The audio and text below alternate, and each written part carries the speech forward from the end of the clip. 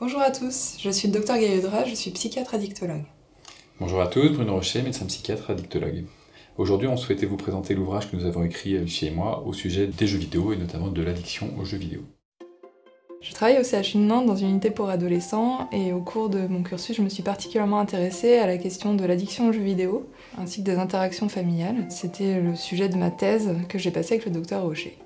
Je suis donc médecin référent de l'espace Barbara, une structure de soins du CHU de Nantes qui propose des prises en charge autour des addictions comportementales, du côté des jeux vidéo, des jeux de hasard et d'argent, des troubles des comportements alimentaires, mais aussi d'addictions sexuelles, d'addictions au travail et autres. Avec Lucie, nous avons voulu relater notre expérience autour de l'accompagnement des joueurs et de leurs familles au sujet d'utilisation de jeux pathologiques. Pendant plusieurs années, on a pu accompagner des familles et voir à quel point ils pouvaient être désemparés, avoir beaucoup de questionnements, parfois en s'inquiétant très rapidement par rapport à la pratique plutôt normale, même s'il peut y avoir quelques excès de leurs jeunes, et parfois au contraire des situations qui s'étaient enquistées.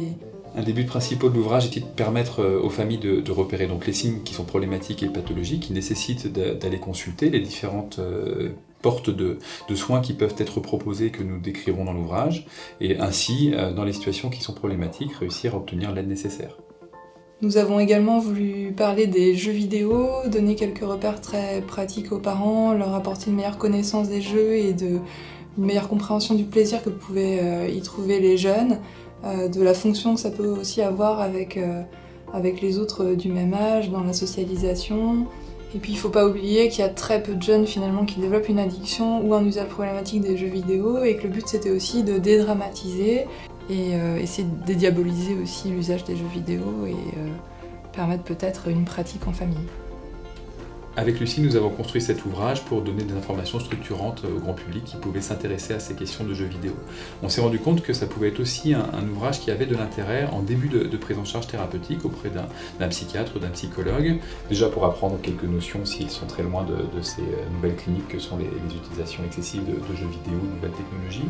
Mais cet ouvrage permet surtout de structurer les informations qui sont données aux familles dans ce premier temps d'accompagnement thérapeutique.